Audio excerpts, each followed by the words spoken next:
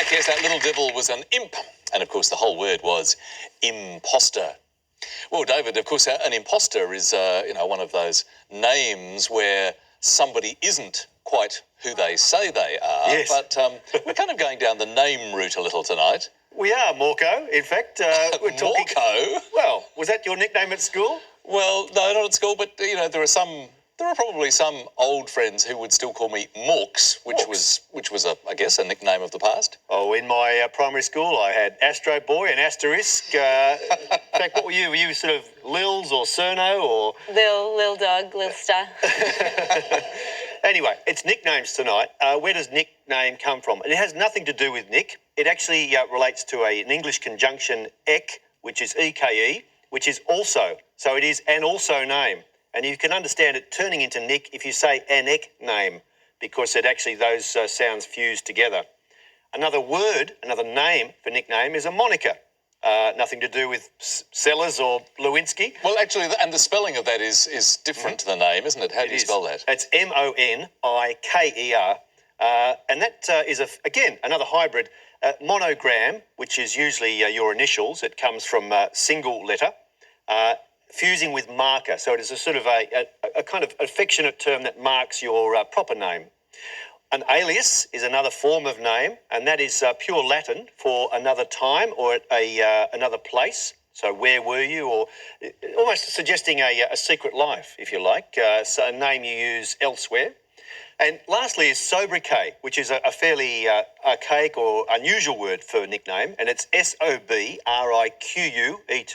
can also be SOU. And while the Macquarie lists it here as origins unknown, I have read in several sources that there is a theory linking it to a under the chin in French. And the link being that if you can almost imagine someone who is patronising you with a little sort of chuck under the chin could well come out with a name that is possibly less than formal. And so there's 4 nicknames, if you like, all with very strange stories attached. Morks. Astro Boy. Name of the game. Thank you, David. Pleasure. Kathy is on 14. Alan is on 24.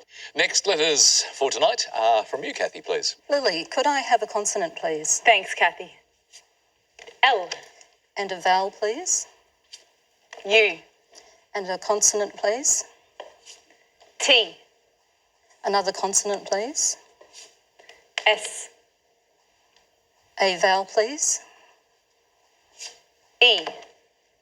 Another vowel, please? A. And a consonant, please? Y. One more consonant, please? M. And another consonant, please? And lastly, L. I'll start the clock.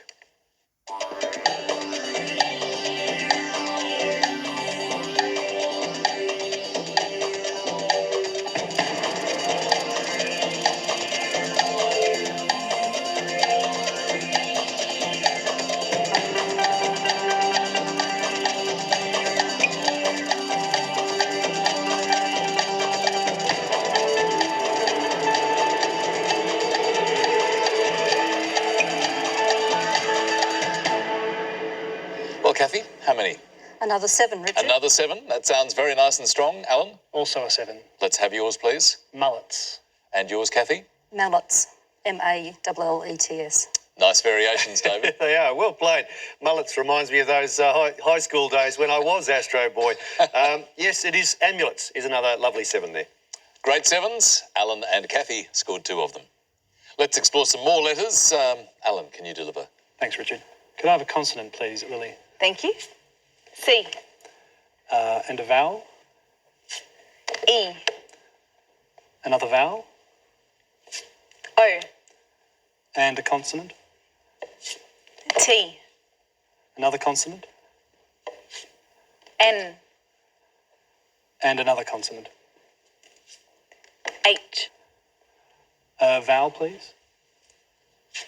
A. And a consonant? R. And I'll go for a vowel. And last letter, E. Time to think.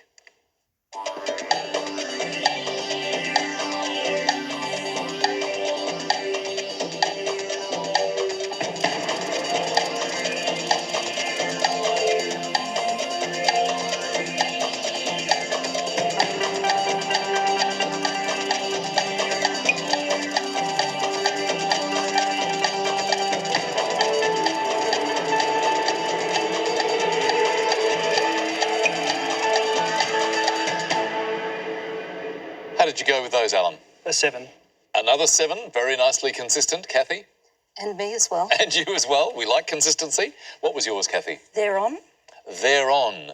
And Alan? Teacher. David? Did you like they're on? That's quite an old sort of piece of language, isn't it? I'm impressed. In fact, if it wasn't for that one lapse in the numbers game from Kathy, we'd have a lockdown here. It's a great game, very well matched, good 7s there. Now, there's a couple of 8s here, Richard. One is a fairly obscure word, anchorette, which is another word for anchorite, which is a hermit, but a more common one is coherent, there for 8. Good find. Well done for Alan and Kathy. Consistent again, 7 each. We're heading back to the numbers now, and Kathy, well, in fact, I gather when normally you're at home watching Letters and Numbers regularly, you have a glass of wine and Yes. you're doing the cooking. Yes. How does it feel to be in a rather different space? Well, I don't have to write down all the numbers and all the letters when I'm actually doing that, but I wasn't very sure that I would do any good without the props, but it's not going too badly. It's not going too badly. Although maybe we do have a little cheeky Shiraz just here under the desk. That I might be... That would be excellent. No, I can't do that. I'll have to leave it there. Thank What you. numbers would you like, Kathy? I'd like a half and half, thanks.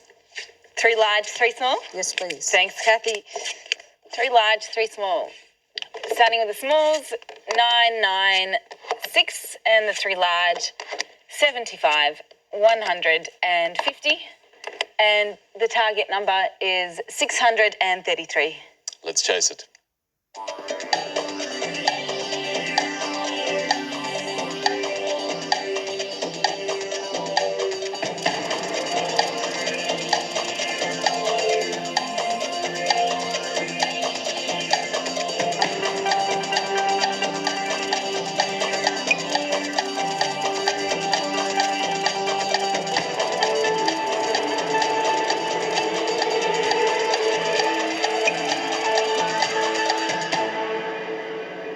Well, you didn't have that little glass of wine, but how did you go with the calculations? I was one off with 632. 632, very good going. Alan? 631. 631, just that little bit further away. Bad luck. So, Kathy, your method, please. Lily, 6 times 100 is 600, 6 times 100 is 600, plus the 50 is 650, plus the 50 is 650. and I added the 2 9s together to make 18 and took that off 650. Take away the 2 9s is 632. 32.